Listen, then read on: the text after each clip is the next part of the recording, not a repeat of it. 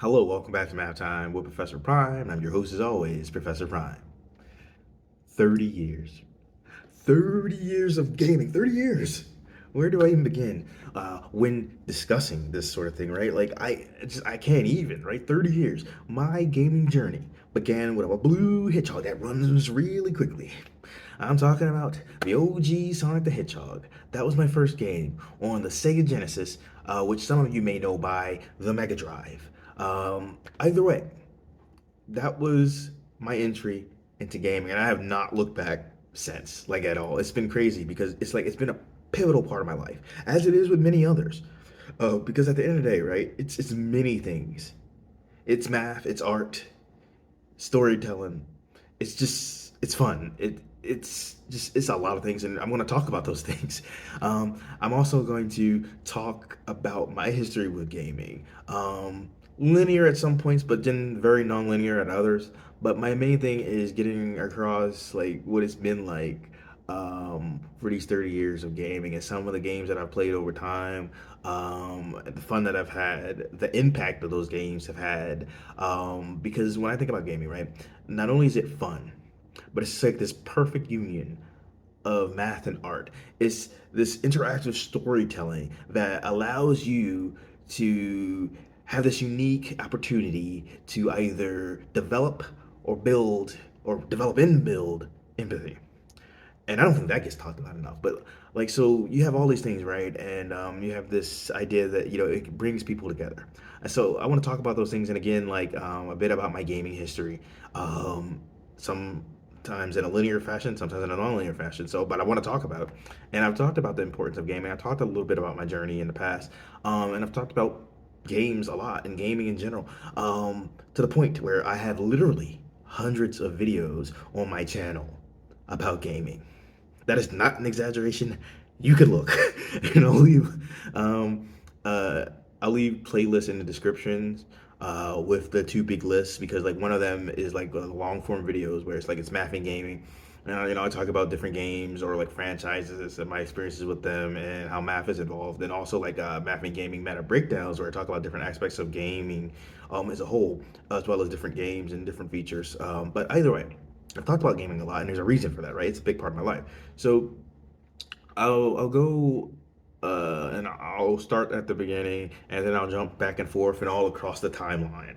Um, so I will try to avoid spoilers, but if you're extra cautious, I get that.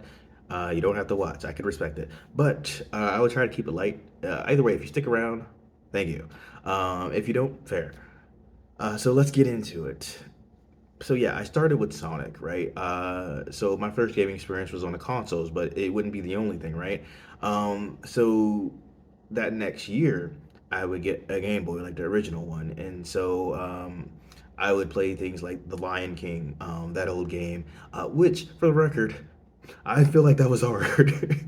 Not bad, just like harder than one would expect. Um, at least like retroactively.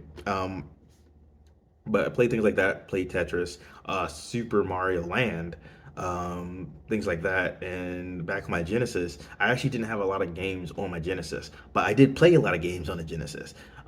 So on my end at home, I had the original Sonic. Which was a blast. It was just fun. It was this blue hedgehog again that moves really quickly, and you're going around, you're collecting rings, you're going to the end of the round. It was nice. It was simple. It was fun. I also had a game called Havoc, which was, if you didn't know, it was just like it was a platformer, just like Sonic, but about an otter. I think it was an otter. But anyway, it was a pirate adventure, which is crazy. So I had those there, and then where the other games come into play is when I would be visiting relatives. Like so, I saw like my family like a lot growing up, and so we would often play different games. Some I got to play like on that single player level, but then there were like some that we played like multiplayer. A lot of those multiplayer games were like racing and fighting games. A lot of fighting games. Like we would take turns, and the loser would have to give up the controller and go so on and so forth. Different Mortal Kombat games were big in that time for us, as well as Killer Instinct. Anyone remember Killer Instinct? Um, but anyway, Right, so we'd get together and we play those, and like I said, there were some games that I would play on a single player level. There was like a Simpson game back then. I can't remember the title, but that was pretty fun. There's Maximum Carnage, where you play as Spider-Man or Venom, and you take on Carnage as he's terrorizing things, and it has the track like Carnage rules, which that song ruled.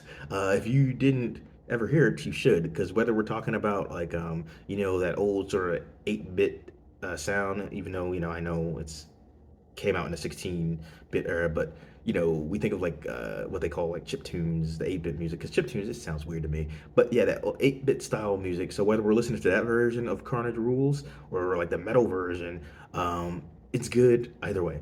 But anyway, that game, I did like it. There was also like a Comic Zone that was pretty cool.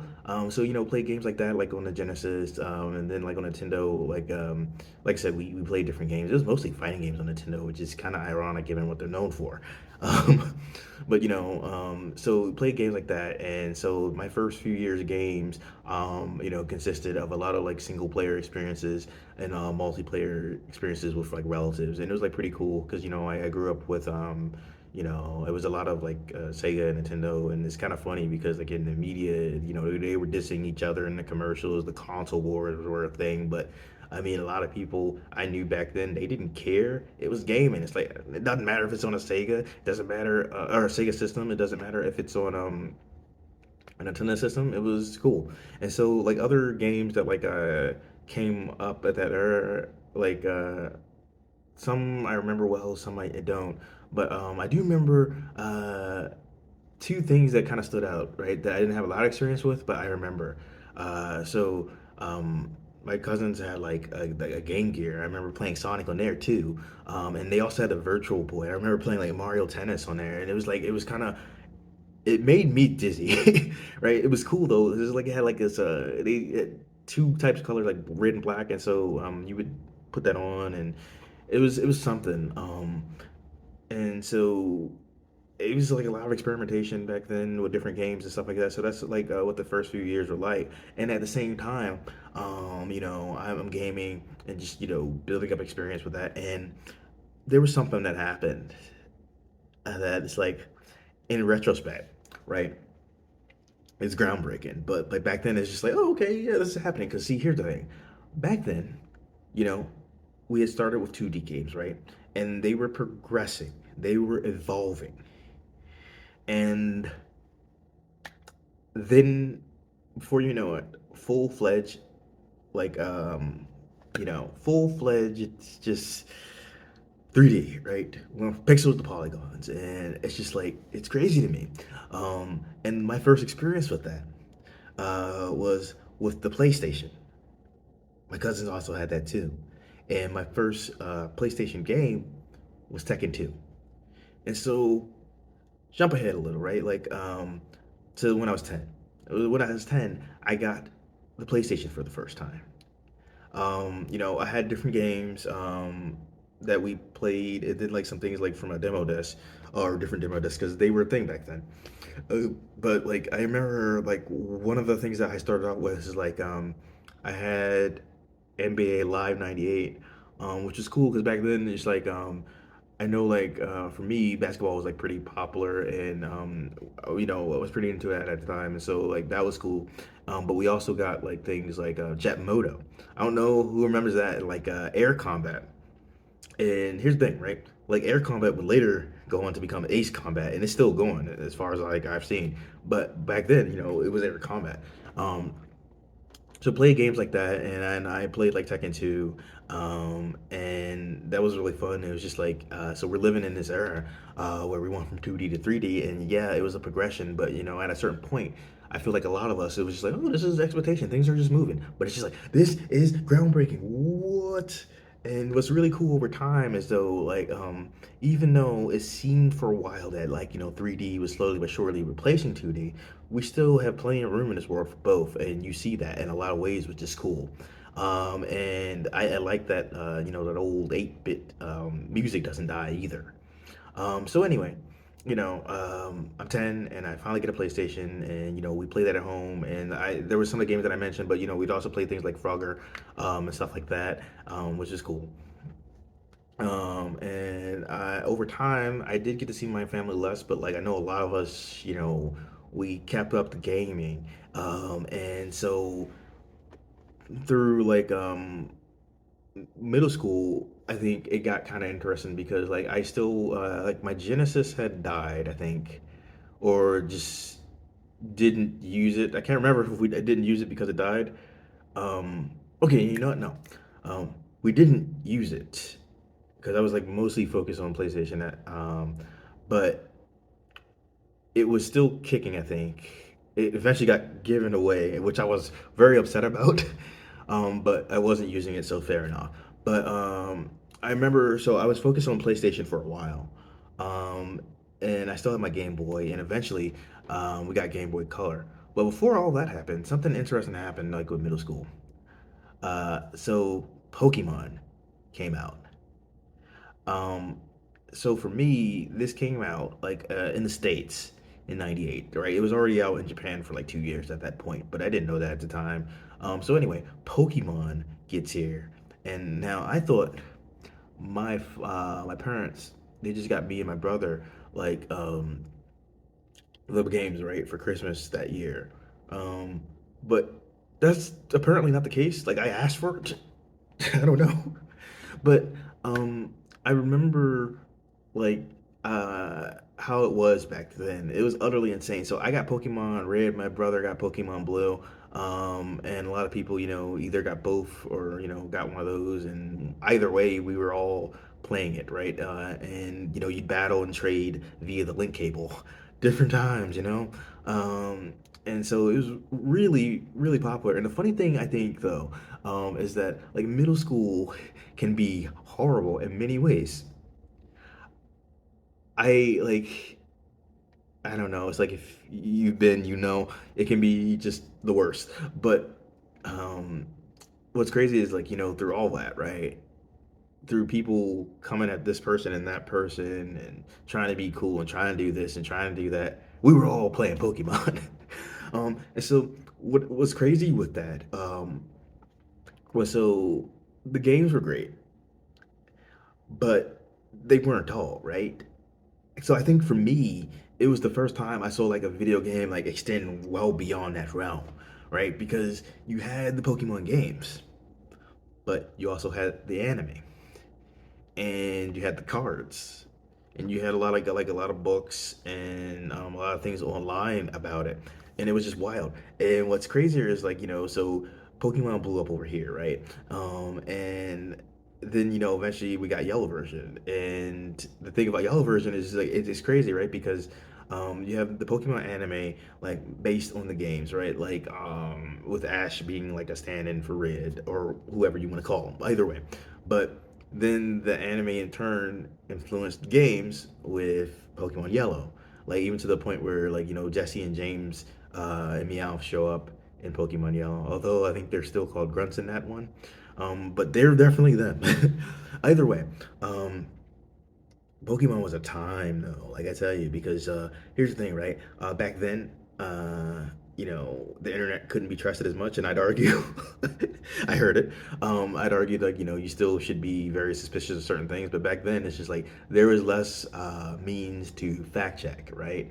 And so you heard a lot of myths. Like I know one of the biggest things is like they were like, oh well, you can find Mew under a truck, right? And the crazy thing with Mew is like you only heard of Mew through like word of mouth, and you heard all these sort of things pop up. And what was interesting is there's a rare candy glitch, right? Like the idea that you can put an item in a six spot, do talk to the dude in Viridian City, um, then go to Cinema Island, surf on the isle, and you'll hit Missigno and stuff like that, beat Missigno, duplicate that item, right? So that was that idea. And it's like, I cannot for the life of me remember where I heard it, but I know that I heard it. I didn't see that online. Like, it was like from people in school. So it's just like, you had stuff like that would go around. And then you had like pretty much everyone was using that. So everyone had like a 100 level Pokemon, although it did go up to 255, right? But that's a whole nother thing. But everyone had like those sort of Pokemon. and everyone was battling. It was crazy times. But yeah, so during middle school, I got more into Game Boy, and my PlayStation did eventually die. I had the big one to start with. Um, and so I would play games like that, but I would play some other games that would pop up. Um, and so, like for instance, there was an X-Men game that I played once I got the Game Boy Color, and that was pretty fun. I forget what it was called, but there was also like an Animorphs game that I liked, um, and also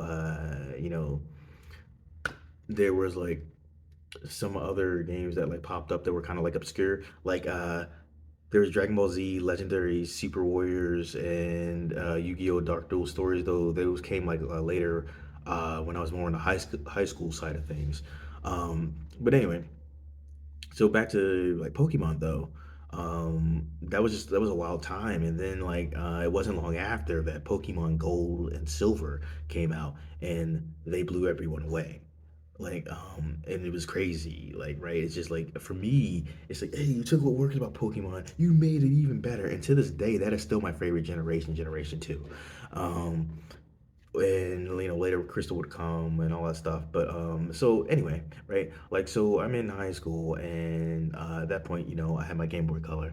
And I would either visit family or friends, and I would play things like the PlayStation, which I no longer had a working one of, or sometimes the N64. And with the N64, there were some friends around the neighborhood, and like we'd play Pokemon Stadium, and with my family it'd be things like GoldenEye, which was cool. Um, and so it'd be stuff like that, right? And then when I was 15, I had a choice of what to make system wide. Because see, here's the thing: when I was in middle school, that last year of middle school, something crazy happened, right? PlayStation 2 came out, and everyone was getting them, but I did not have it. And so the next time I was able to get a console, I had to make a decision because it's like, oh, well, do I go ahead and I buy a PlayStation 2, which would be awesome, or do I just stick with PlayStation 1 because at that point they had the slim version of PS1, and it was only like $50 at the time. So it's like, well, what do I do? Because see, here's the thing, right? Like if I had gotten the PlayStation 2, which I know that first year it was there was a shortage and then it came back, but it's still like if I had gotten it, it would have been super expensive, and I wouldn't have really been able to afford that reasonably. But even if I was, I wouldn't be able to get a lot of games for it. But with that PlayStation 1, it was $50. I could save up for that at the time, and I can buy that, and I can buy the games which were cheaper at that point because they had been out for a while, right? Um, and so I did get that. And one of the first games I got for that was Dragon Ball Z Ultimate Battle 22. I don't know if any of you have played that, but it's a weird Dragon Ball Z game. um, and I can't remember which came first, if it was Dragon Ball Z Ultimate Battle 22 for the PlayStation, or if it was Dragon Ball Z Legendary Super Warriors for the Game Boy Color. And I don't know if I said that correctly earlier when I mentioned I was playing a Dragon Ball Z game on uh, Game Boy Color, but either way, that's what it was. Dragon Ball Z Legendary Super Warriors. So I don't know which one was first, but either one, they were interesting in different regards. I think Ultimate Battle 22 doesn't quite hold up, but it wasn't bad to me. It was just different. And then for Dragon Ball Z Legendary Super Warriors, I think that's a seriously underrated game with a killer soundtrack. And here's the thing, right? So in games like Xenoverse, they have card systems, and I think with Kakarot, Dragon Ball Z Kakarot, they had a card battling system that you could do, but I don't think I really engaged in that one. But anyway, you have that, and then you have the idea of Dragon Ball, uh, oh my God, it's escaping me. But Dragon Ball superhero, right? That whole thing, and it's like card games. But before all of that happened, right, well before all of that happened, there was Dragon Ball Z Legendary Super Warriors. And I mention all that because it was a card game. In the game you'll be collecting different cards, and you'd have this turn-based back and forth, but there was also an interactive element.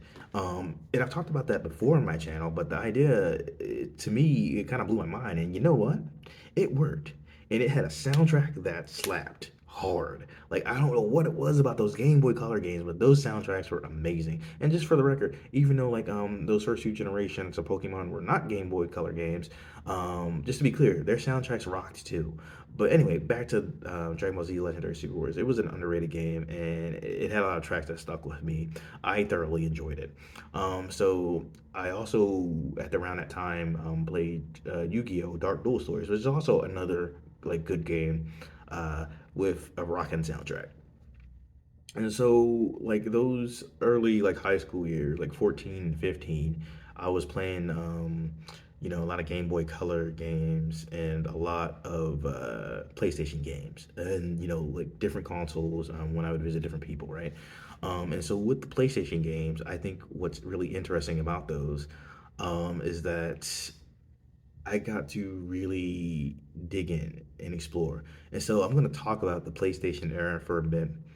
And then I'm going to pause so I can start another video so I don't run out of memory.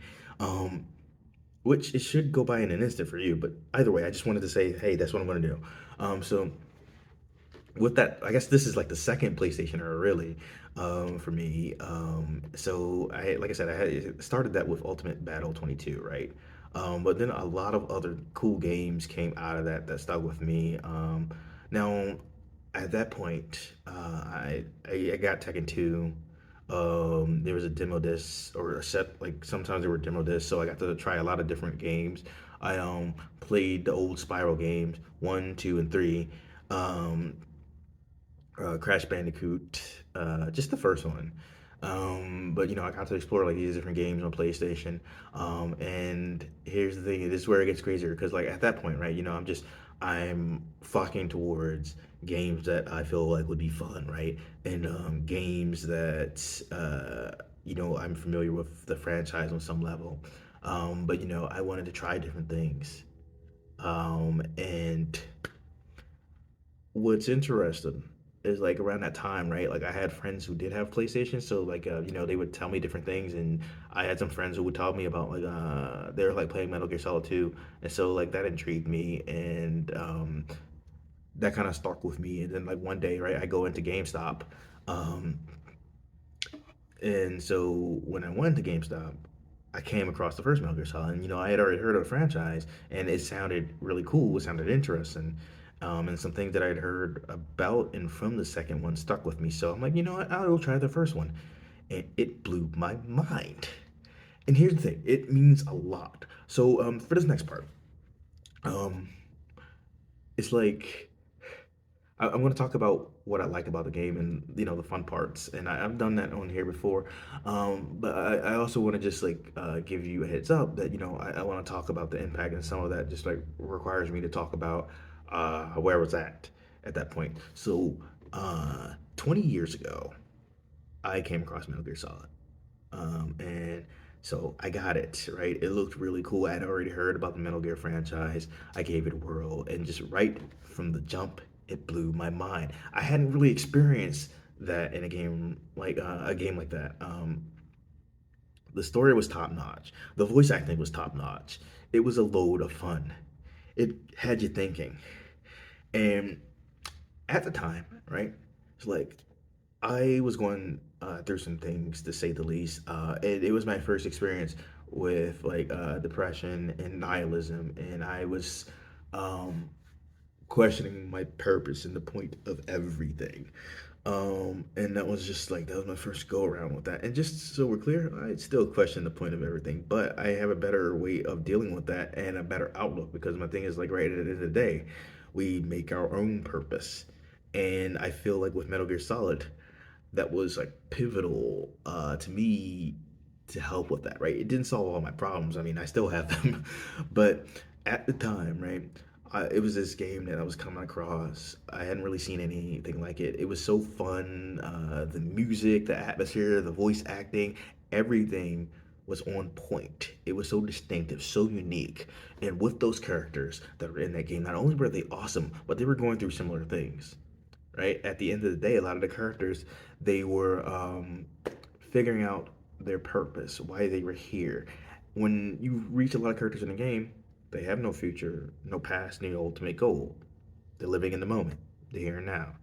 And I found it interesting because whether we're talking about Snake and Meryl, Otakon, trying to figure it all out, or the villains themselves, everyone was kind of battling the same demons, right? And it's something that I could relate to. And so at the time, that hit me. That struck a nerve. That game was there right when I needed it. And I feel like I came to the same conclusion that pretty much Snake reaches, like if not in that game, in the series itself, is just like, we make our own purpose. But I had to figure out what that would mean for me.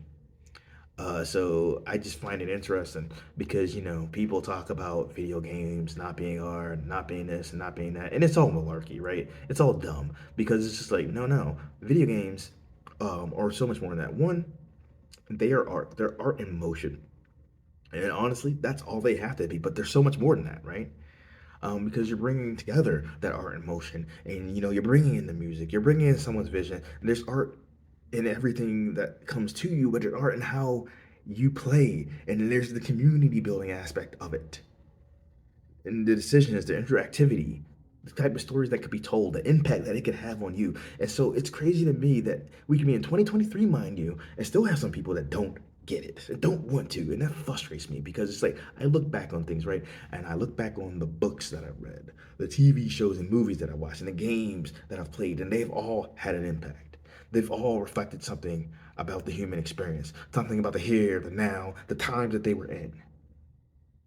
Video games for me, they're math and they're art, and they're the perfect union of those two. There's storytelling, there's music, there's feelings, there's all these things. Um, and so yeah, Metal Gear Solid was a big part of my video game journey and my life journey. And so I'm going to pause temporarily so that I don't run out and cut out on this. But for you, it should be a moment. Hello. Okay, so it should have just been a second, but I am here. I am back. Me, Professor Prime. So let's continue our discussion. So Metal Gear Solid was a big part of my video game journey, and it was part of a big journey for me in life. And also, you know, it was the start of some things for that second era of the PS1 for me. So I played Metal Gear Solid, and I played it a million times, probably a million and one.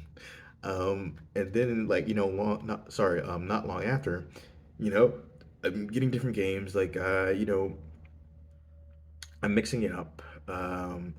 I got Mortal Kombat Trilogy, which was awesome because they introduced brutalities into the series, and that was cool.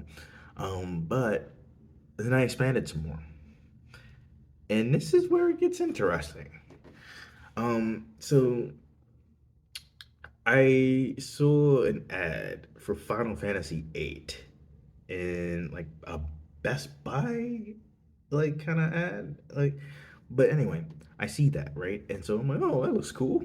And so I mean, I don't know why I did that for my voice. I guess that's trying to get across like the teenage prime there.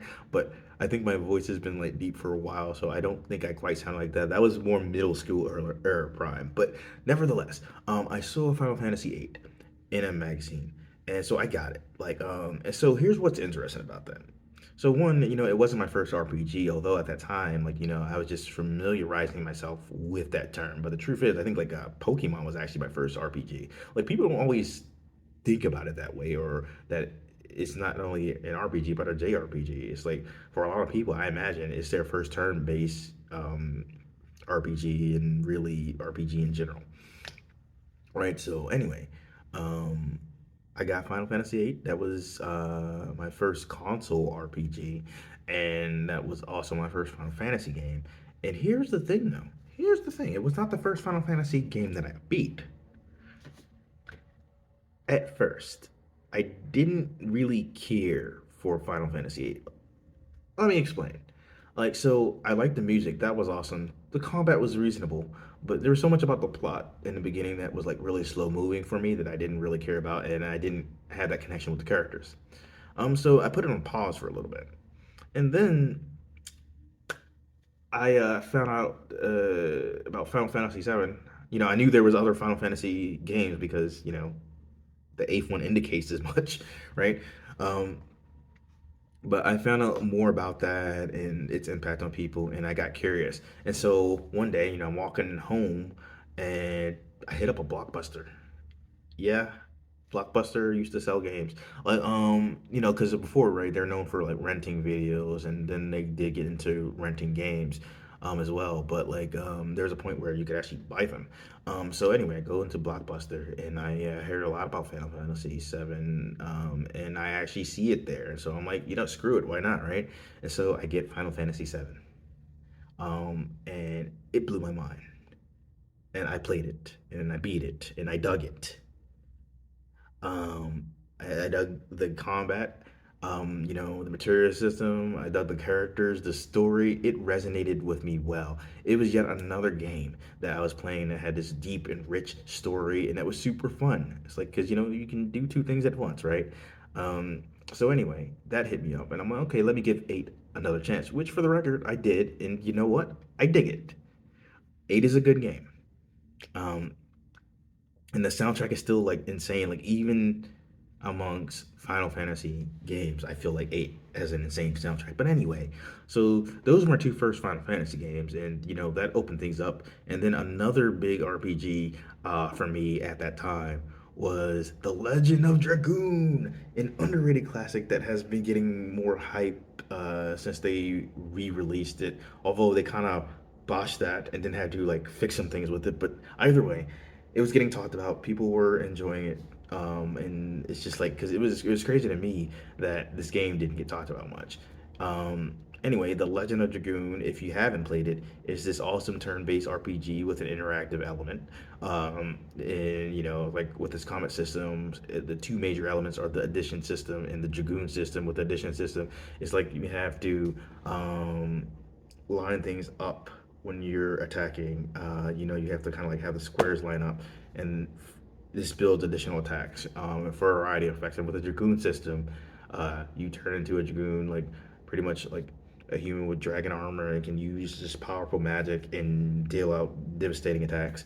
And has its own addition system even within that. And so that being said, like not only did it have these cool, unique combat systems and like these twists on a typical turn-based RPG, but they also had this really amazing music, really cool characters, and I think like a story that I still dig. I think there's some things that are kind of outdated because I replayed it like not long ago, like about a year ago. It's like some things can be outdated, but in terms of quality overall, it's great. Um, it's like I enjoy the combat, I enjoy the music and the stories and like the characters for the most part. Some characters annoyed me, but most were cool. Um, so yeah, with that second round of PlayStation, I got a lot more opened up in terms of the experiences that I was having gaming wise, and all the while still, playing my Game Boy Color and playing some fun stuff on there.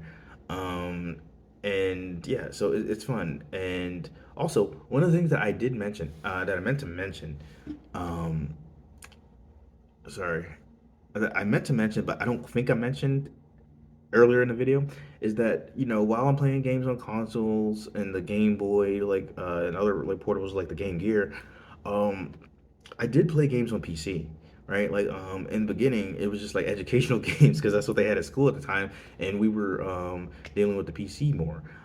So it's like I would play games like Oregon Trail, like who hasn't, right? I play games like Oregon Trail, but also like Word Munchers and Number Munchers, which were fun. And with Number Munchers, I thought that was really cool because it's like each round they would have a theme. Like you might have multiples of three, multiples of four, whatever, and you'd have to like go collect those numbers and not get the wrong one, or bam, game over, or you lose a life, or however it worked. And they also had a prime numbers round. Yeah, they did. Um, so it plays stuff like that. There's also this like game where you were a deep sea diver. I forget the title, but there was stuff like that. And later on, I played like a game called Mega Math Blaster, and that was cool. There was a game called like Tyrion, um, or Tyrion. I think it was Tyrion. But it was like a game where you were kind of going through space, going through different worlds, and it was like a vertical shooter. Um, and I think like at the once you beat it, you can unlock different skins. So like for one of your ships, like it was like a character shot bananas instead of lasers. It's ridiculous, but I think it actually dealt a lot of damage. But then there's also like 3D Movie Maker, stuff like that. I think I mentioned Frogger, but that wasn't on the PC. I played like a PlayStation version and like arcade version. But anyway, um, yeah. So I'm starting to lose track of what I played. Um, so what I'm gonna do is like so that was a like it kind of encapsulates the first 10 years or so of my gaming, leading into that next era. So it's like at that 10th year leading into the next decade, things got upped again because we enter the era of the PlayStation 2, the Dreamcast, the GameCube, Xbox.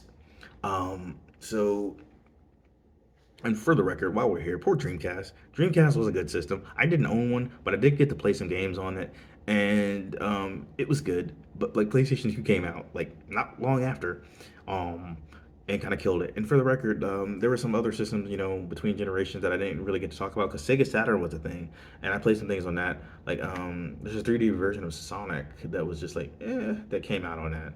Um, among other things. It was a Jurassic Park game too. I don't know if that was on Genesis or Sega Saturn. I don't know, but I didn't play Sega CD because we didn't. My cousins didn't have that. And I didn't either. But anyway, so PlayStation 2 era, and all the other ones by default. I forget which generation of gaming that is. I want to say the six, but I would have to double check. Um, but anyway, so I remember like I hit age 15, or sorry, I was 15 going on 16. And I started working. I did like a camp counselor position where it was like a robotics camp, and then I also like fixed air conditioners that summer. So I saved up quite a few dollars or so, and so I eventually bought like a PlayStation 2. I had opened up account, had my money, and I bought a PlayStation 2. And it was just like it blew my mind because right at this point, it had been 3 years since it came out, and so many games had come out on it, and I got to branch out. With some old PlayStation titles before getting this. So here I was ready. I was ready to go to the next step, that next generation. And so what did I start with? Well, okay, so two of the games that I wanted to play for the longest time were Devil May Cry and Prince of Persia: The Sands of Times. Those are my two games that I started out with on PlayStation 2. And so I got those. And with Prince of Persia, I guess I forget which ones. I either started with Prince of Persia or started with Devil May Cry. I cannot remember because it was around the same time. But I will say, like with Prince of Persia, it was really cool because you have this action adventure game with a lot of puzzle solving, and you have that idea of hey, you can rewind time, but there's a limited amount of sands that you get for this, so you have to choose carefully, right? You can rewind time, you can speed it up, you can use that in puzzle solving and combat. You had to decide what you want to do. Excuse me.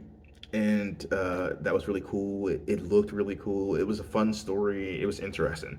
And I would later go on to play The Warrior Within and The Two Thrones. And just so we're clear, I enjoyed both thoroughly. I think The Warrior Within does not get enough credit. It was an awesome game with an awesome soundtrack, and I do not regret playing it. And for The Two Thrones, I think it was on par with those other two games, and it was kind of like a good mix. Because I think like one of the things that people got turned off by in The Warrior Within was that they felt like it was too dark and that it didn't have the same whimsical appeal that the Sands of Times did. But just so we're clear, the Sands of Time was dark. It looked whimsical, but it was a dark game. But anyway, I think the Two Thrones like found a balance. But anyway, so Prince of Persia, along with Devil May Cry, kicked off my PlayStation 2 era. And with Devil May Cry, oh my god, oh my god, oh my god, we're gonna talk about it. Let's rock. So, with Devil May Cry, it blew my freaking mind. Like, I had never played anything like that before, right? I played action games, I played hack and slash games, but not like that. Not so stylized, not so specific, and not just so cool, right? And here's the thing. With that first Devil May Cry, it was a little bit more serious than like I think some future titles in that series would be. but it still had like a lot of tongue-in-cheek humor, and Dante was still wisecracking, right? And it was really cool because it's just like, it was this kind of game that came along. It's like, hey, we're gonna hit you with some cool action. We're gonna hit you up with a actually decent story because I maintain Devil May Cry has a decent story. I don't care what anyone says. But anyway, it's like so it has that, and you go and you play it, and it's like, okay, we're gonna hit you up with this action. We're gonna encourage you to, mix it up, be stylistic, and if you're not good, we're not gonna say don't play. No, we're gonna be like, get good, save up those orbs, buy those power ups, practice your moves, get good. It encourages you to get good. It gives you motivation. It does not discourage you when you lose, or at least it didn't for me. And I don't feel like that was the attitude of the game. It's like, look, we're gonna have some cool fun, and yes, it's gonna be challenging, but you're gonna like it. You're gonna get better. And so it was fun, and I played it. I played it a lot, and it started off a lifetime appreciation of that series for me because like later I played all the Devil May Cry games or the main ones, including the reboot, which wasn't the worst, but wasn't the best. But anyway, so it kicked off right. And like I remember, I heard horrible things about Devil May Cry 2, so I didn't exactly rush to get that because like I mean it wasn't just that I heard these things, like saw some things from it too. But Devil May Cry 3 was coming out, and even though it was a prequel, I still wanted to play Devil May Cry 2 first. I'm just like I don't want to miss anything in the series. And here's the thing, right? And I wanted to say it, what would happen for myself, right? Like it's like, is this good? Is this bad? What's the deal, right? And so here's the thing, it's not a bad game, despite what some people may say. They do some weird stuff with Dante. He doesn't really have that same energy. He's pretty serious throughout the game. Not crazy about that. And for the combat, it was easier in some regards, which people didn't appreciate. But overall, it wasn't bad. They introduced some cool things, like you don't get Rebellion without that game, like the sword. And also, you don't get Devil May Cry 3 without 2. And Devil May Cry 3 is one of my favorite games of all time. Like Devil May Cry is like one of my favorite series of all time, but within that series, 3 and 5 are my favorite, with 3 being consistently my favorite. With 5, it feels more like an extension of 3, but it all alternates because 5 was awesome. But anyway, so 2 wasn't bad, and then in that same PlayStation era, I um I got to Devil May Cry 3 later on, and that was great because like it took everything that was working about Devil May Cry, but then it dialed it up to 11. Dante was back. He was younger. He was more annoying in some regards, but he was also at the same time more ridiculous and over the top. And I think he was just like he was annoying because he was arrogant, right? But the parts where he's just being ridiculous and over the top, those were fun. And that was the whole attitude of the game. It was ridiculous. It was over the top. It had a story that I really dug, because it was like, basically, it's like, hey, well, here's Dante, here's Virgil. There's these two brothers, these two beings that both had a very traumatic event happen to them, right? And they deal with it in very different ways, and you find out more about their family, and it's interesting because I think like with Devil May Cry 3, you get more of their father. You don't really hear about their mother, which I'm not crazy about that part, right? But in 5, you hear a bit more about their mother too, and so I just like that's another reason why I think those games work so well together. But anyway, um, I don't like everything that happens in the story, but like I don't have to. I don't care. That game is amazing. And it's just like it took everything that was working about Devil May Cry up, and again turned it up to 11, which I think is an understatement. Like one of the weapons you get in that game is Nevin. Nevin is an electric guitar. It's a weapon, and it has a scythe, uh, which, as far as I'm concerned, works as an axe. Like if you want to make that connection. But anyway, like it's an electrical guitar that actually shoots lightning and allows you to fly, and you can actually play it within combat. Like, and if you're good, you could do like the solo where you're dishing out a lot of damage. You're shooting lightning and bats, and it's just like it's a blast. Um, and all the weapons in the game pretty work pretty well. It's like, yo, you beat your opponent. Here's a weapon, and it's really cool. And the rivalry between Dante and Virgil is the stuff of legends, and it just permeated that series throughout. Because here's the thing: if you want to get technical, Dante and Virgil had that rivalry in the first game, right? Um, but you don't really see much of Virgil's characteristics, right? You see enough to know that this dude is about honor and battle, and him and Dante go back and forth in that first game. But with three, he becomes a more fleshed out character. You see more of his personality, um, and more of the intensity of their rivalry. And in the first game, where Virgil is just a boss several times throughout that game, here, yes, he's a boss several times throughout the game, but he's the main boss. He's the big bad, the final bad boss, final boss. Um, and I just like that throughout that game, not only is the game itself encouraging you to get better through its gameplay mechanics, but the rivalry between Dante and Virgil encourages you to get better. And so, like, yeah, and I would go on to play Devil May Cry 4 and Devil May Cry 5. With 4, it was good, but it felt incomplete. But it was cool that you got Nero out of that.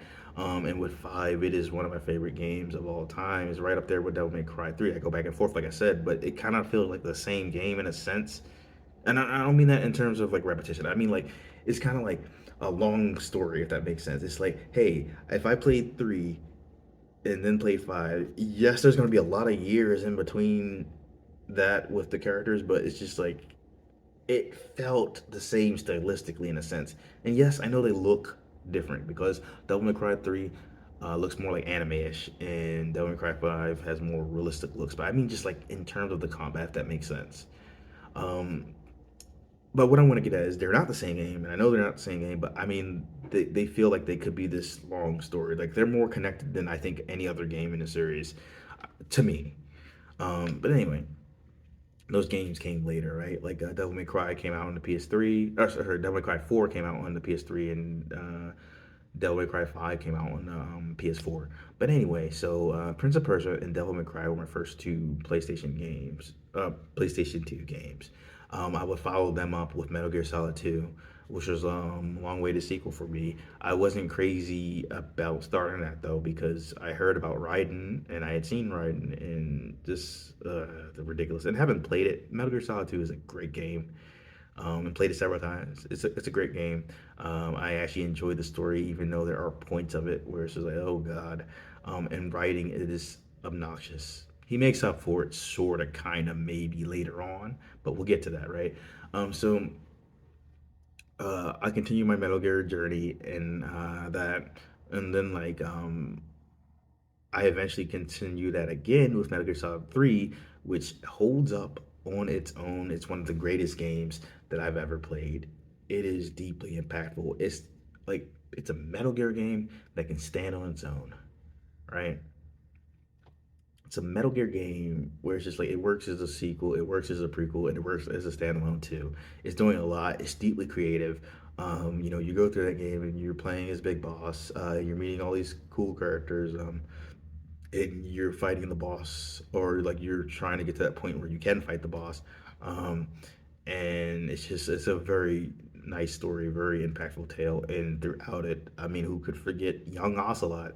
That dude is out of his mind. Like, he's just having a blast, and he's doing that all the time, and like twirling his revolver and just having a blast. But anyway, it's a cool game, very pivotal to the franchise, and it stands on its own. So I'm in this era of gaming. Games like that come up, and throughout of it, I'm trying different games. I'm trying to think because like building up, and I get the Prince of Persia trilogy, the Metal Gear games on there, Devil May Cry 1, 2, and 3. Eventually, Resident Evil 4, which just got remade. I got to play that during that era, and that was an absolute blast. Time Splitters, Future Perfect, Psyops, the Mind Gate conspiracy, all these like just unique games that like stand out. X-Men Next Dimension. There was a fighting game. It was weird. It was different.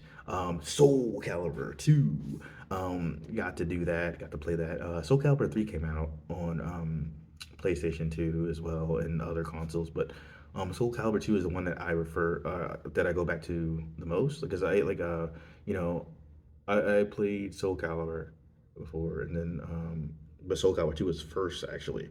Um, and that I played. and I played 3 and 4. I think at some point I played one of the later games but didn't like it. But anyway, Soul Calibur 2 was a game that I really dug. I came back to that a lot. I've played it in recent years, and it's just like it still holds up. It's fast paced, it's fluid, it works really well. Um, and at that time, while I'm playing the PlayStation 2, I had friends who had the Dreamcast. I had friends who had the GameCube and the Xbox. And for the Dreamcast, I didn't get to play a lot of games on there, just a few.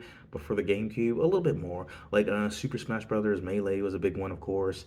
Um, and then I would later get a GameCube, and like I didn't have that many games on it, but like I got Metal Gear Solid, the Twin Snakes, Sonic Adventure, which originally came out on the Dreamcast. Um, and for GameCube, I didn't have it, but I have played Wind Waker, like The Legend of Zelda Wind Waker, which is fun. Um, and then for Xbox, I don't think I knew anyone that really had that, but I did end up getting one eventually. And the story behind like getting that, right? Like in the GameCube is that like I did work at GameStop for a while. I eventually got a job there, and there was a discount, and also we got to rent out games for 4 days at a time. So I was having a blast and trying out things for Xbox in terms of what I owned. Like I can't remember everything, but like Star Wars, Knights of the Old Republic, Star Wars, Knights of the Old Republic 2, Halo, um, Dead or Alive 5, Ninja Gaiden, um, and then I played some other ones because like I played Jade Empire, which was great, and I think that was like they were also made by BioWare, which made the first Star Wars Knights of the Old Republic. Um, so there was games like that. Eventually, would play Halo 2, but I didn't own that, and I cannot remember that came out on Xbox or 360. It's been a minute. Um, I think the first one, but I could be mistaken. But anyway, yeah, so there was a lot of games that came out at that time, and it was kind of crazy. And I'm going to continue to talk about that era for a bit. But I'm going to have to pause again because this video is getting even longer, and I don't want it to cut out. So I'm going to do that, and it should just be a second for you. Okay, so welcome back again. Oh my god, this video's got to be my longest one yet. Um, so yeah, back with that, like I think again, like I think it's the sixth generation of gaming. Either way, it was like PS2, GameCube, Xbox, Dreamcast. That era, like following my second PlayStation era, was so pivotal because I got to explore so many games. And like I said, I got the game at GameStop, and it was like the last year of high school, so I had some time between high school and college, and I got to buy different consoles. Like for some of the Xbox titles I mentioned, some of those were pretty key to me because, like with Ninja Gaiden, it was right up my alley. Because I'm a big Devil May Cry fan, so I got to play that and enjoy that. And it was just like, whew, brutal, like but fun, and I don't think really unreasonable. And then with Star Wars: Knights of the Republic, I think it's safe to say that remains like my favorite Star Wars games, and I've played different ones over the time, but that one was good, really really good. Because it's like the combat was nice, and you're going around, and I don't want to reveal the twist, but it has a really great story with a really great twist. Um, and there's a lot of customization options. You can choose how you're gonna fight. You can choose whether you're on the light side or the dark side, somewhere in between.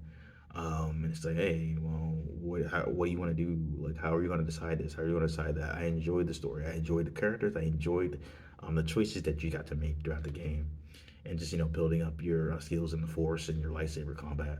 And then with Star Wars: Knights of the Old Republic 2, I think it's also a great game. I think like I don't think how they started it was good. Because I felt like if they didn't tie it into the first one as much, that would have actually been better.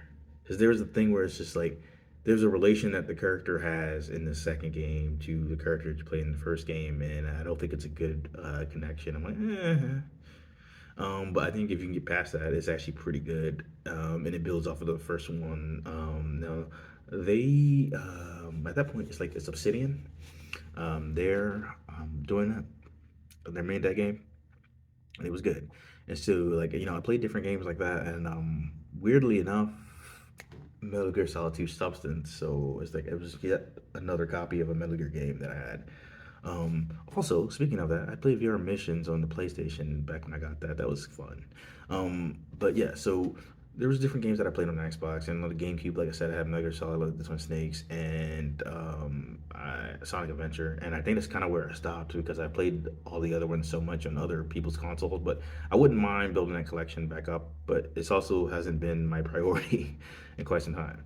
But anyway, so that whole era of gaming, like, it led into college for me. So it was interesting because I had a lot of changes in my life and a lot of games that were really cool and really impactful. And yeah, so it was interesting. And it was like I did play Mortal Kombat Deception, I think, at some point. So it was like weird to see things in that regard for Mortal Kombat, but like not bad, just interesting. Um, but so it was cool to me because I got to build up a lot of my experience and just like grow as a gamer, but also just see my different interests develop because like I've always kind of known what I was into, when I came across it, and it was just interesting to see how that expanded over time. And with Dragon Ball games, I wanted to mention them because I mentioned a few already, but like I was big on those. Was noticeably when they came out, and one of the biggest ones, Dragon Ball Z, Budokai 3. One of my favorite games of all time. And here's the thing. Here's the thing. There, I'm not an expert in fighting games. Don't get me wrong. I've played a lot of fighting games, but I am by no means an expert at most of those titles. I just play and I have fun, and that's kind of it. But there are two games that I've mentioned here where it's like I would body you. Like if we fought. So well, Soul Calibur 2, right? I feel like with most characters, I'm pretty decent with, and if it's Raphael, it's not even a question. You lose that. So I think I would body most people with most of the characters in that game. I'm still pretty confident about that, but it's like I acknowledge that there's definitely some potential to lose there. But with Dragon Ball Z Budokai 3, oh no, no, no, no, no, no, no one's beating me in that. I am a beast of that game. You're getting bodied. It's like, case closed. And I don't say that about most fighting games, but like I just have put a lot of time into that game over the years. And again, I cannot stress this. I'm a beast. I don't usually boast, but I'm boasting about that because I'm proud. But yeah, so that was a really fun game for me, and I've replayed it a few times in recent years too, and it still holds up. And then there were like the Budokai Tenkaichi games.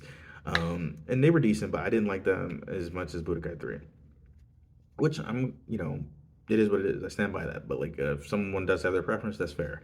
But yeah, so I really like Dragon Ball games. They're a big part of my history, and it makes sense because like, I over time, I've watched a lot of anime too, and that's a separate video.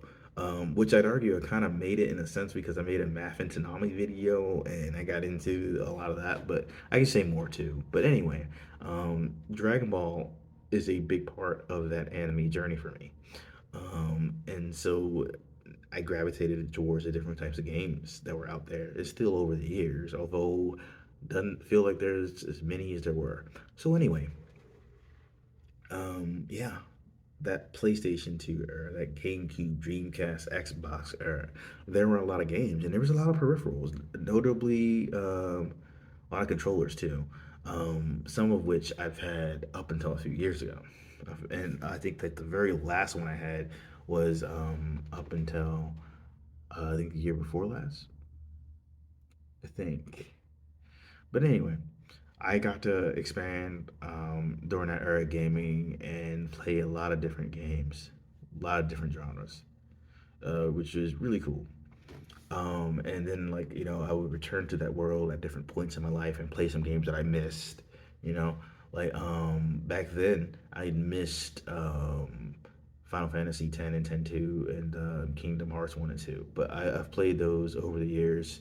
Um, but back then I just like I wasn't there. But and I was glad to finally get to play them like over time. So anyway, though, that teenage era, that was a big part of my video game journey. And so then you kind of jump into like my college years, and then like post college years, the next decade of gaming. And it's just like I was dealing with a lot, working, going to school, socializing, and it's like it's different socializing when you're in college and after college, and I think when you're in other school, because you just like I would talk to people, I would go to events and everything when I was in like elementary, middle, and high school, but like it didn't take up a lot of time, you know what I mean? Like, but when you get older, it's like your time is more limited. But so it's just like I don't feel like I gained as much during those years, but it's like I definitely did game a lot still. I just feel like I didn't have the same amount of time because I didn't. But there were still so many cool things that came out because like with the PlayStation 3 era, like Xbox 360, Wii, all that good stuff. It's like I think it was pretty fun. I didn't really get to play the Wii much or the 360. And of all the generations, I think this is the era where it's like it was less variety in consoles just because I didn't have the money. But I did have a PlayStation, which I did have for 5 years, and then I'm sorry, PlayStation 3, which I had for 5 years and then broke. And then I got another one later on. But during that era, I tried some different games. I had some really fun times because, like, that was the era, like, there's Metal Gear Solid 4, which is an awesome game. There was the era where it was like Devil May Cry 4, which is a good game, not a great game, but could have been a great game. Um, there was like a weird period for Dragon Ball Z games at that time because like you had Dragon Ball Z Burst Limit, you had Dragon Ball like Raging Blast and Raging Blast 2, all good games, but like just kind of different. I felt like with Burst Limit, it was kind of like a spiritual successor to Budokai, like that series, and then like Raging Blast and Raging Blast 2 were kind of like spiritual successors to um, the Budokai Tenkaichi series. So anyway, I played games like that, right?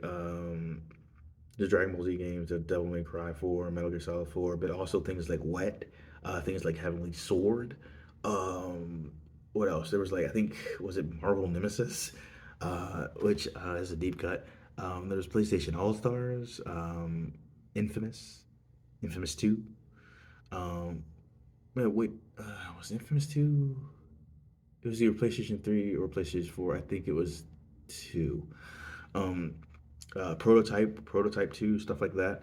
Um, I got like a Prince of Persia trilogy, uh, and that was fun. Mass Effect trilogy, like those three games were fun. Like I maintained the third one is actually a good game. The ending was like not the best. It was awful, and I can acknowledge that, but it doesn't diminish the rest of the game that I maintain.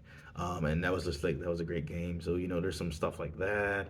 Let's see what else. So like there were some like PlayStation games that I hadn't played, but were available in PlayStation Store. I no longer had Tekken 2, but I was able to get that on that store again, which was great.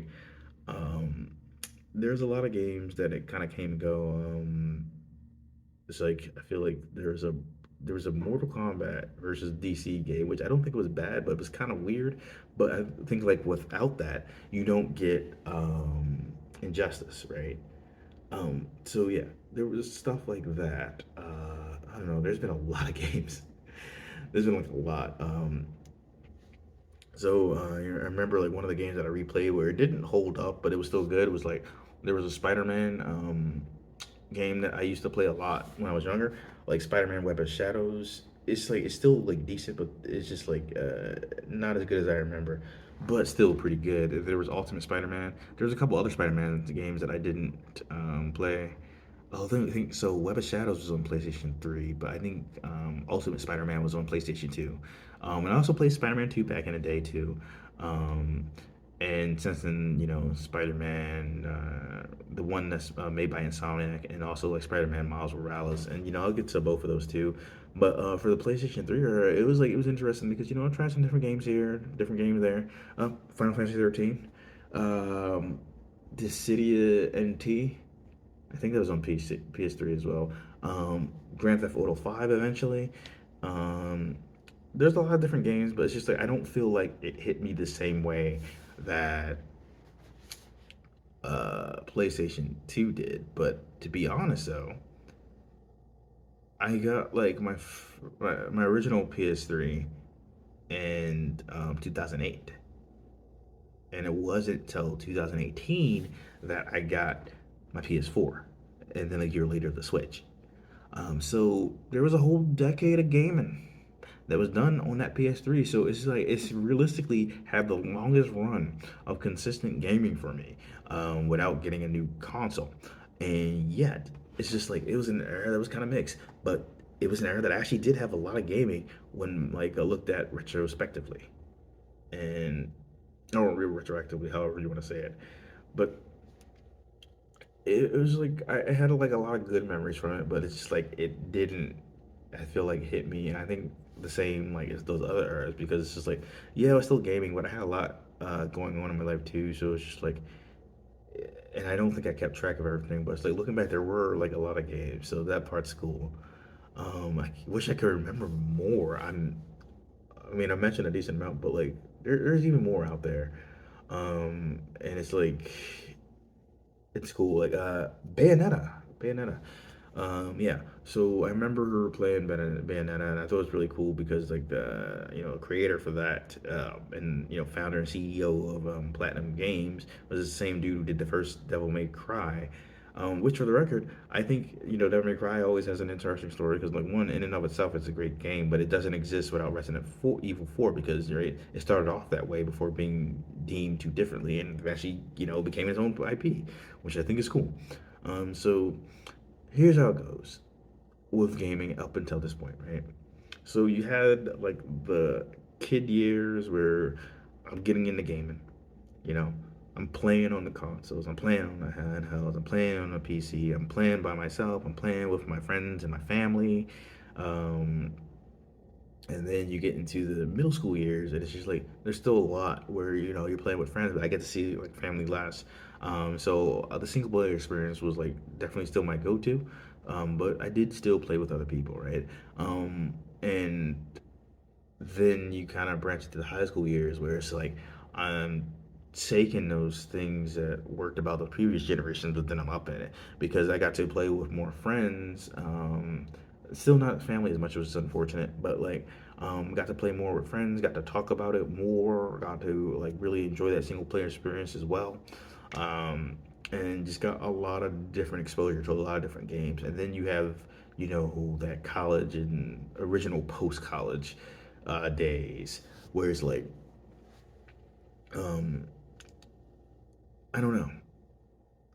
There was a lot of games, but I didn't have the time to play them like I wanted to. Um, and I think there were some trends that pop up over the years where it's just like I'm not so crazy about this and that. Um, so it's like I had mixed feelings about some things with gaming at the time, but like I still got a lot of joy out of it.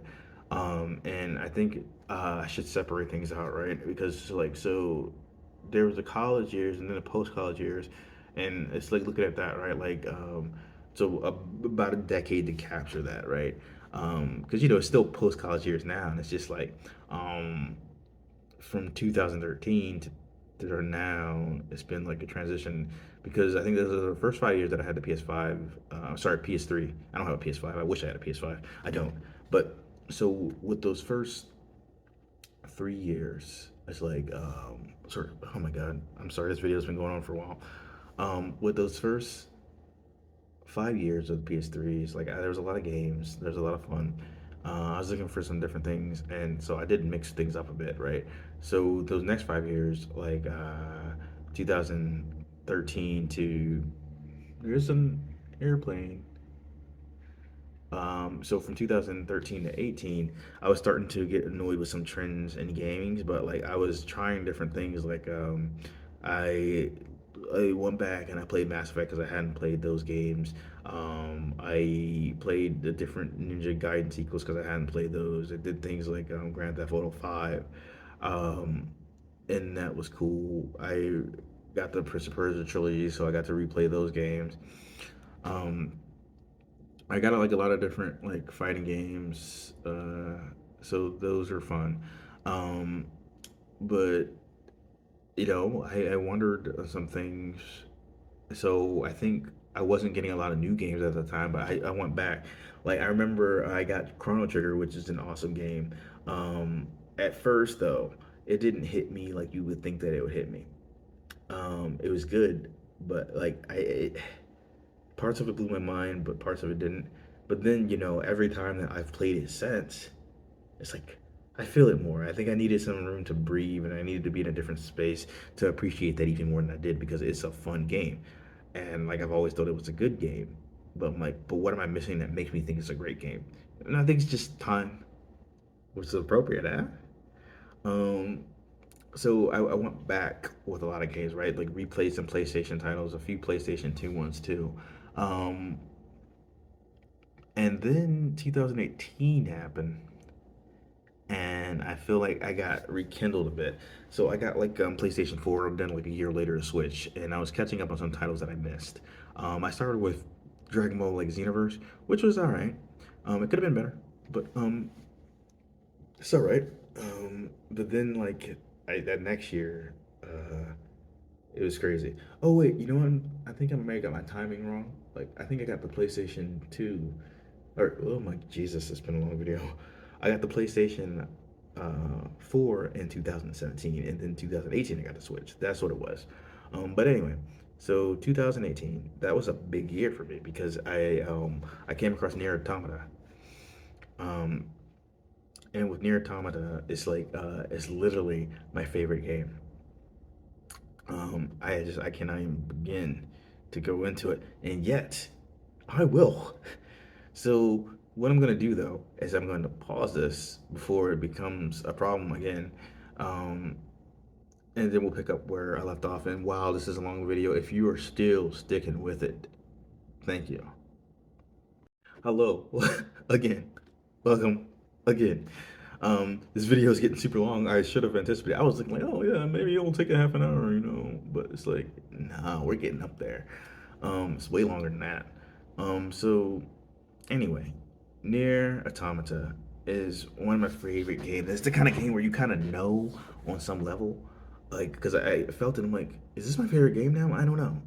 It's like it's really good and became like instantly up there. But I with the Metal Gear series and the Devil May Cry series, they were like my favorite for so long. It's like I don't know how I feel about this, but like eventually it got to a point where it's like, no, this is definitely my favorite game. And why is that? Well, several reasons, but the main ones include this.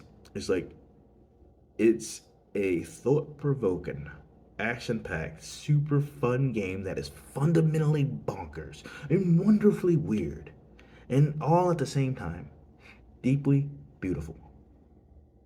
Like, it struck a chord because it's just like, you play this awesome game, you build up your skills, you have this incredible action, um, and all the while you're thinking about life, you're thinking about humanity, you're dealing with existential dread while trying to, deal with hope, try to get that, try to maintain that, and you're looking at what it really means to be human. And I feel like there's a lot of good things and a lot of good themes, a lot of math, a lot of philosophy, a lot of art, a lot of beauty. It's an amazing game with a really beautiful soundtrack. It's the freaking best.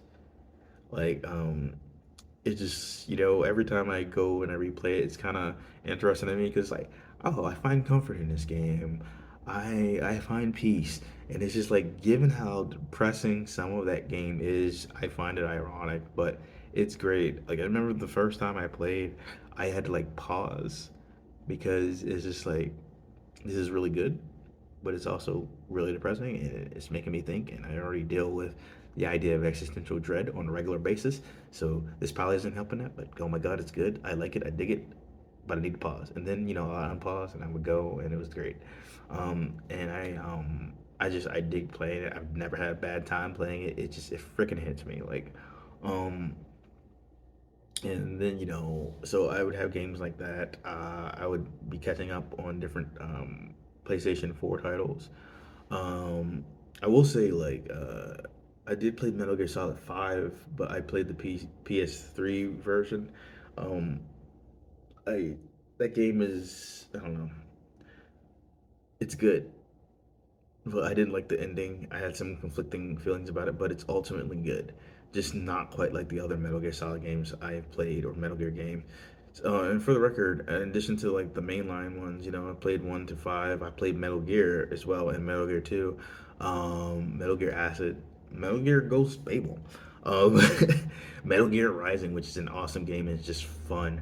And it's kind of funny because like Metal Gear Rising and Near Automata, they stick out for similar but different reasons, right? They're both wonderful games in their own right, both fun, both handle philosophy in different ways. But I like that there's a connection. Not only are they like hack and slash games, but they're hack and slash games that take Platinum Games and they have them collaborating with their respective studios. So like with Metal Gear Rising, it's a collaboration between Platinum Games and Konami. With Metal Gear, sorry, with Devil May Cry, oh my God, with Nier Automata,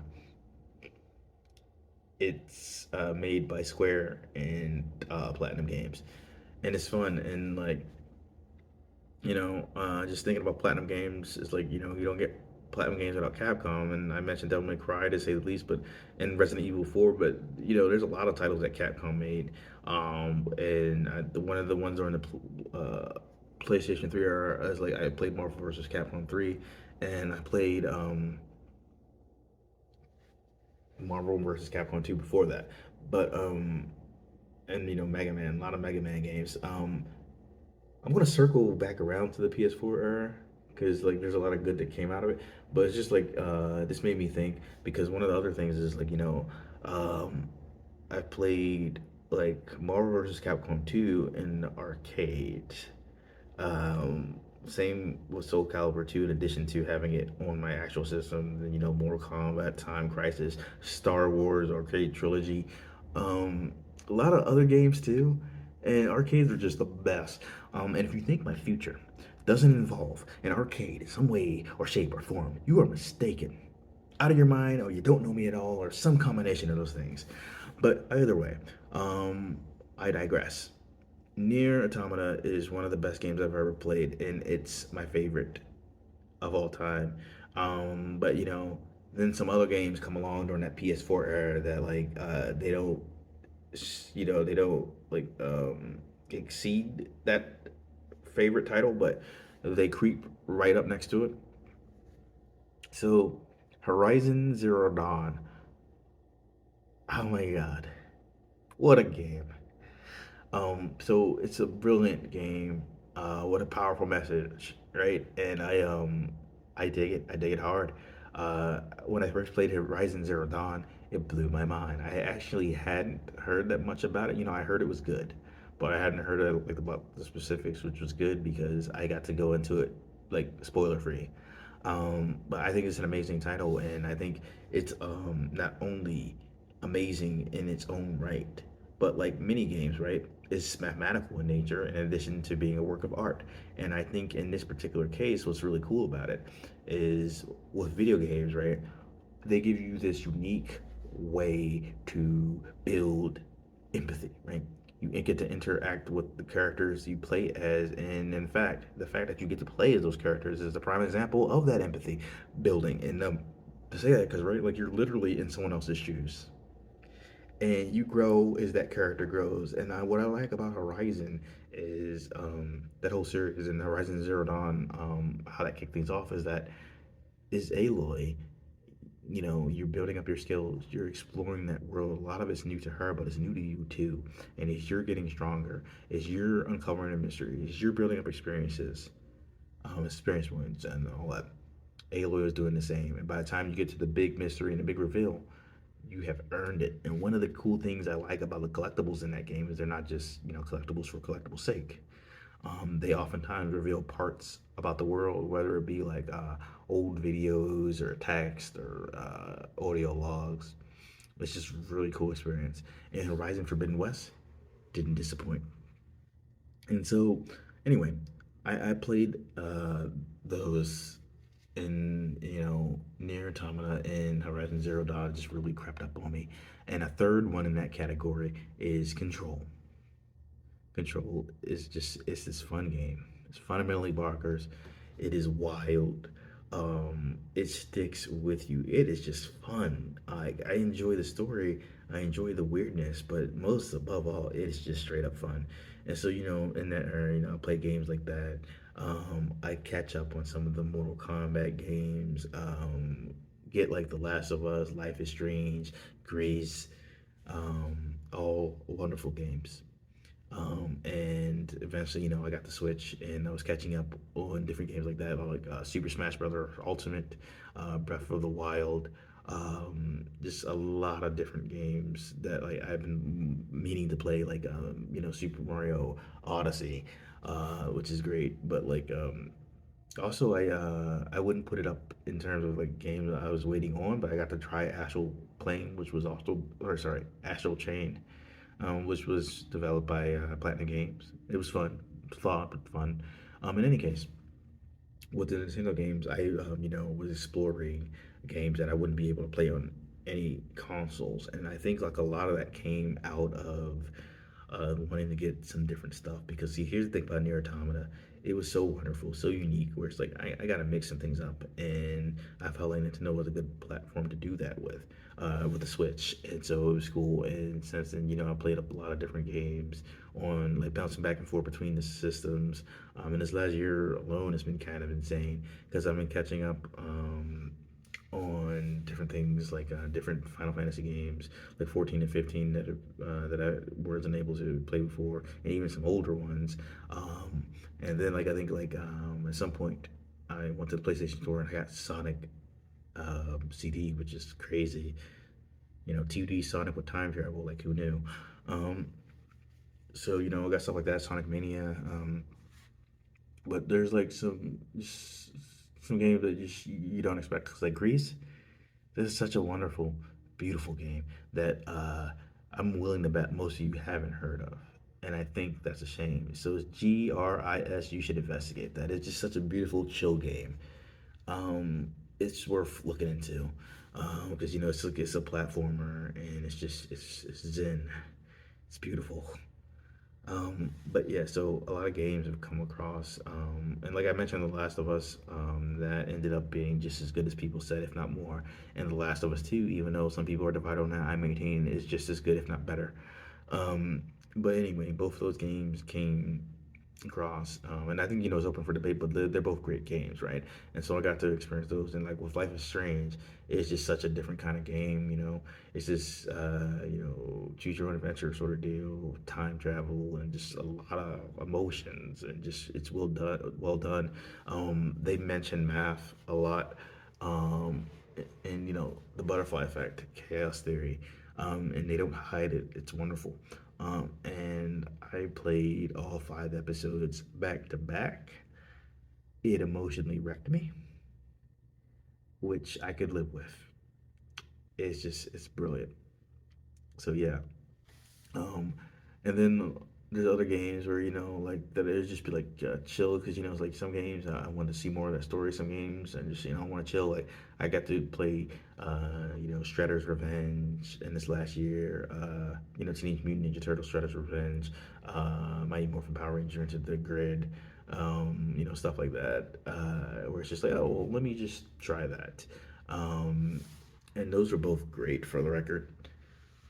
And with the Switch, I don't know. There's been a lot of games. I eventually catched up on some of the Wii U titles I've missed. I got to play Bayonetta 2, and then when Bayonetta 3 came out, I was ready for that. And both were great games.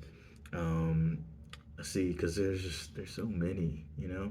Also, I meant to mention when I was talking about the Sonic games is like I played a lot of Sonic games over the years, some good, some bad. Sonic 3 and Knuckles is my favorite. It's the best. Yeah. So there's so many games over time that I've played and am playing. One of the series that I didn't mention before was like God of War. I just got finished with the 2018 version, and I'll be headed towards Ragnarok in the game, not in real life, hopefully. But I mentioned that like I actually like I did play the old games like on PS2 and PS3, like God of War 1, 2, and 3. I know there was a PSP version, but I didn't get to play that. But anyway, I think it's interesting because like the first 3 games from a gameplay standpoint, they were fun. The first one was okay. I don't think it was as good as people say it was, but it was pretty decent for what it was. But the second and third God of War, they kicked up things in terms of the combat, and that was great. But I never liked Kratos as a character. I do think, at least in those old ones and the new ones, I still am not a fan. But I do think they did a much better job with Kratos, and I like that. There's a lot more positive interactions that he's having in the world of the 2018 God of War. Because in the initial trilogy, like Kratos was a jerk. Like, he was killing everyone that wasn't him, blaming everyone that wasn't him, and it's like, dude, you're the problem. You've always been the problem. Don't get me wrong, the gods were jerks in that game, but not all of them. And also, he still has agency. So I do like some of the changes they made in the 2018 version, which is a splendid game if you haven't played it. But yeah, so there's a lot of good games. Also, while we're talking about games, back in the PlayStation 2 era, I played this Star Wars game. Like it was a Star Wars Star Wars Episode 3 Revenge of the Sith adaptation. So it was like, Star Wars Episode 3 Revenge of the Sith, the game, pretty much. And that was actually pretty good. Like, visually, not the best, but gameplay wise, freaking brilliant. It was a great action adventure title, and I think they really did well with the combat, like balancing out like the lightsaber and the force abilities, and then it had its own like fighting mode where it's like, yeah, you're playing from characters from not only like episode 3, but you actually get to do more, right? Like you get to play from other parts of the Star Wars eras, and I think that's really cool. I think it's great. So yeah, there's been a lot of games over the years, and I think I'm gonna try to wrap this up because like, I've been talking about the math of it all, but kind of sporadically because most of this video is just talking about my journey with games.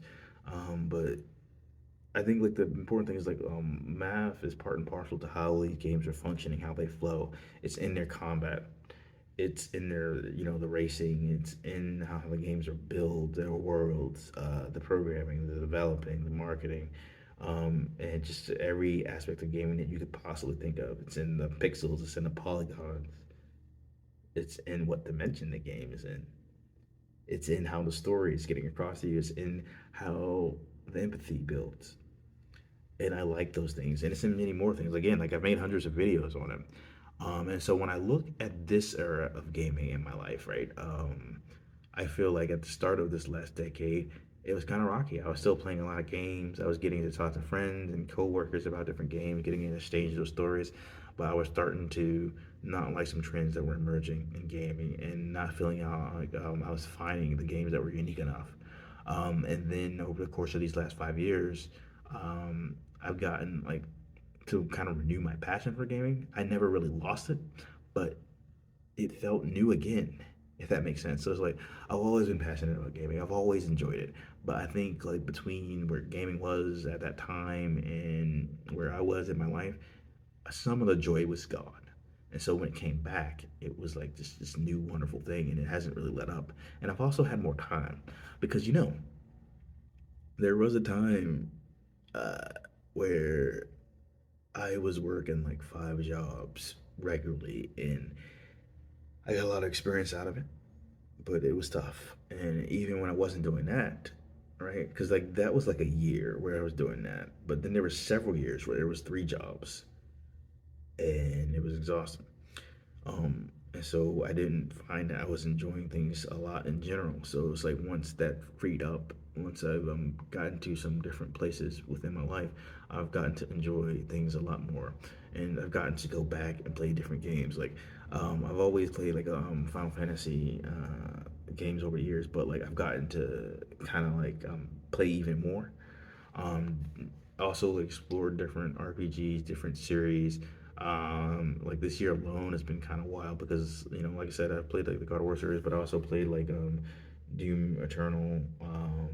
Geez, I think there's like 20 other games. Like some of them I have replayed because it's like I replayed Time Splitters Future Perfect. Um, I replayed Devil May Cry. Um, God, there's so many other ones. But my whole thing is like, oh, I played Doki Doki Literature Club. I didn't expect that one. Um, but yeah. there's a lot of games that have popped up over time, and I wish I was keeping track of them like I have been over the last few years because I'm definitely sure I missed several, and some just didn't come to mind. But a lot have, and it's been interesting. Oh, and I can't have this video not mention that I do in fact like the Ratchet and Clank games. Going Commando was my first one, and that was fun. And everyone that I've played since have been good. I haven't played them in like several years, but I've never had a bad time with the Ratchet and Clank. Oh my god, why do I keep on saying that? Ratchet and Clank game. They were fun. So, but yeah, so there's been a lot of games, a lot of series, just a lot of fun. And here's the thing, um, gaming as it has developed, I have developed with it, and as my as I don't know, as my tastes continue to evolve, it's been interesting to see how things are. Because like again, I've always kind of liked what I liked, right? But it's just like, but more gets added to that. Some things get taken away, and I also have a different perspective as I go on. So it's like it's also fascinating to me to like replay a bunch of games because that's where I'm at. Like I think if last year was a era where I was playing a lot of new games that I haven't played before, then this year was the one where I've been replaying a lot and having new context, and that's been fun. That's been different. It's been quite a ride. So overall though, right? 30 years of gaming. 30 years of gaming, 30 years of adventures, 30 years of exploring these different worlds, exploring these different concepts, and all the while I'm gaming, building up my empathy even more than it already was, and at the same time, building up my math skills even more than they were. Just in exploring these different things, and I would be remiss if I didn't mention that in those teenage years, right, I started getting more into, voice acting in that world. And so it's just like at the same time that that voice acting is becoming more of a thing in gaming, anime was becoming an increasing presence over here in the States. And so it's just like, I got to like explore both of those worlds around the same time and have this like really big passion for that work, that I wouldn't mind getting into myself eventually. But that's a longer journey and another video entirely, right? But so yeah, I enjoy video games. I've gotten like a lot of experience out of them, a lot of good things. And whether we're talking about the gameplay, the storytelling, the music, the voice acting, whatever, there's a lot to pull from them. And after 30 years of gaming, I don't see it slowing down for me. I don't see myself like stopping, and I just see video games as getting bigger as a whole, being more accessible. And one of the coolest things I have seen in the years in terms of accessibility is like, so when I was just saying that, I meant just like getting more people to play like a wider audience. But like part of that is actually dealing with like the accessibility of the games in and of themselves. Because I've seen like different options pop up more and more in games over years, and that's a trend that I can get behind. So I see more people gaming. It's not going anywhere anytime soon, nor should it. And I'm glad to be part of that world in one shape or one form or another. And I think like if you've been watching this, thank you. And just know that if you're gaming, if you like gaming, right, we share that passion. And I feel like if you've watched this up until this point, you probably do. But this is a long video. This is no doubt my longest one yet. So again, if you watched it and you stuck around this whole time, thank you. And I hope things were said in a coherent enough manner, because I enjoyed talking about this, and I mean it's been interesting. I used to in addition to talking to people and playing the games, just living in that world. Like I said, I used to work at GameStop, but I also like frequented GameSpot online and had Game Informer magazine. And just I talked to so many people over the years about video games. I don't get to do all that stuff as much, but it's just like talking about video games is a blast. Playing them is a blast. And just seeing the joy that it can bring to some people is amazing, as well as some of the relief it can bring some people, or just like um, I don't know. It can bring so many different things, right? Because like bringing some measure of peace to people can be amazing too. You know, it's pretty cool. So I think I'm gonna actually wrap this up. I'll see you on another video. And again, if you watch this, thank you because this is my longest video yet, which is it's insane to think about. But I had a lot to say, and honestly, there's a lot more I could have said. But I think this is enough. I'll see you in the next one.